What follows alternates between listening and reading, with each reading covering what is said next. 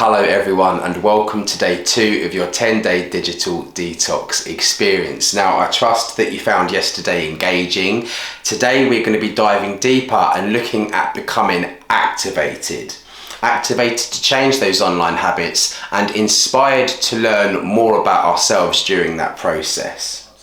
Adam Alter is a New York Times best-selling author.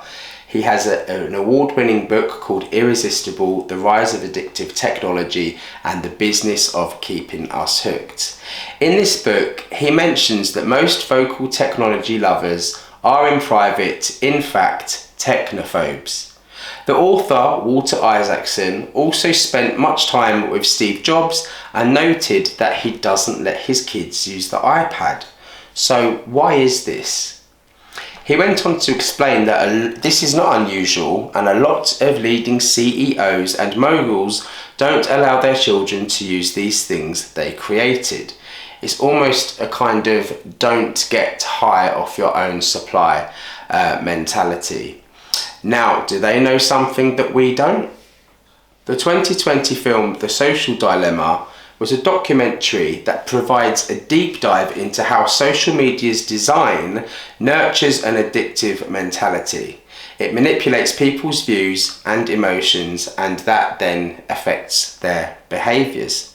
The Social Dilemma tells us of the many social media companies succeeded by capturing as much of our attention as they can, then selling that attention to the highest bidders. As the saying goes, if you're not paying for the product, you are the product.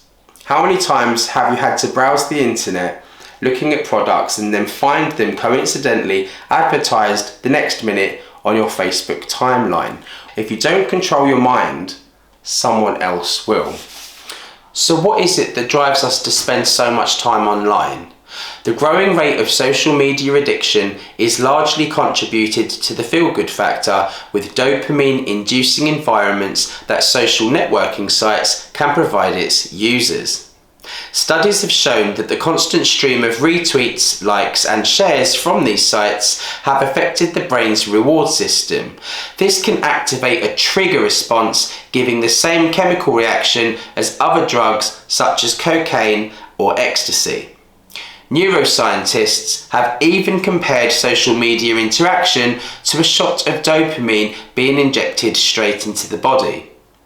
Chemicals including dopamine impact receptors in areas of the brain, creating a positive sensation and in some cases a euphoric rush, and thereby driving the desire to repeat the behaviour, and this becoming a pattern or an addiction. Now, there can be many positive benefits to social media, and it is of course widely welcomed. But these things do need to be thought about in more detail. And I find this very, very interesting when we look at tech companies and drug dealers, and these are the only two industries that call their clients users.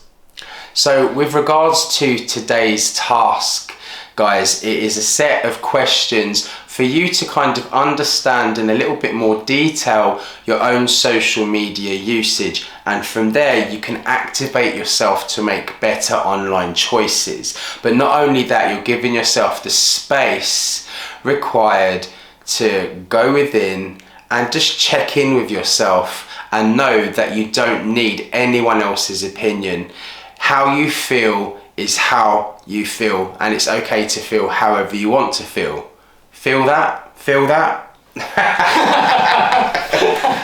Laughing fit out of the way, but seriously guys, get reflective on today's task, enjoy the questions, dive as deep as you want, and don't forget to share your findings and your breakthroughs and your questions in the group chat, and I will see you on day 3.